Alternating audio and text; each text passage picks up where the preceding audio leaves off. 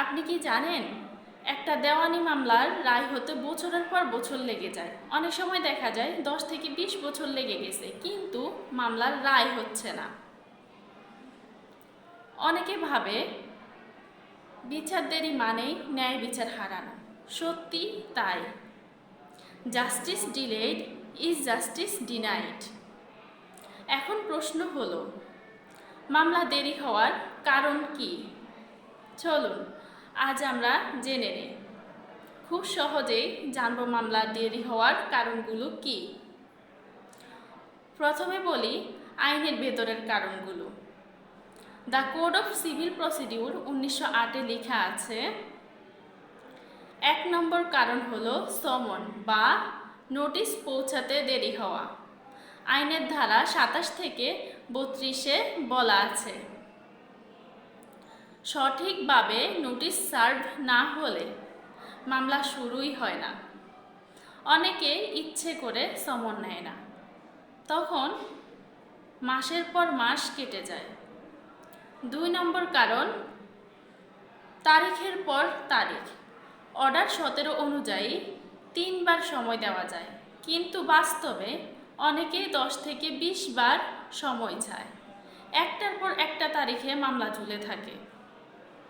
3 নম্বর কারণ হচ্ছে সাক্ষ্য দিতে না আসা। অর্ডার 18 অনুযায়ী সাক্ষী হাজির না থাকলে শুনানি পিছিয়ে যায়। আরেকটা কারণ হলো রায় দিতে দেরি।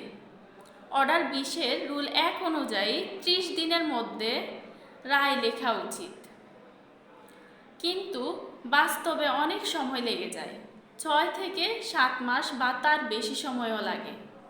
এবার আসি আইনের বাইরের বাস্তব কারণগুলোতে, যেগুলো আদালতের বাইরের সমস্যার কারণে হয়। প্রথমত, বিচারক কম, কিন্তু মামলা হচ্ছে বেশি। একজন বিচারকের উপর হাজার হাজার মামলা থাকে, স্বাভাবিকভাবে সময় লাগে। দ্বিতীয়ত, আইনজীবীদের সময়ক্ষেপণ। কেউ কেউ ক্লায়েন্টের স্বার্থে বা কৌশল হিসেবে বারবার সময় চান। তৃতীয়ত, পক্ষগণের অসহযোগিতা। বাদী বিবাদী কেউ আপোষে আসতে না চাইলে ফলে মামলা বছরের পর বছর ঝুলে থাকে। চতুর্থত, দুর্নীতি ও প্রভাব।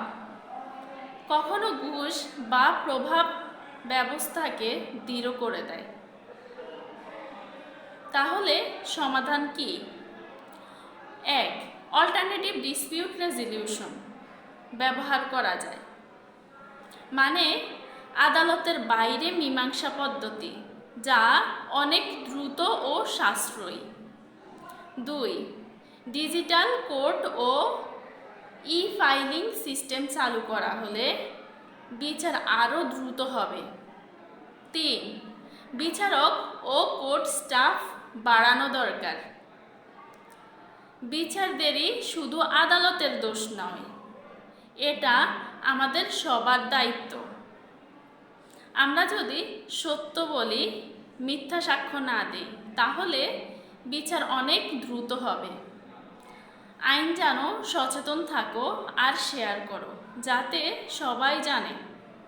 ল help BD, legal and firm service. আইন জানুন, নিজেকে ও অন্যকে বাঁচান। ধন্যবাদ।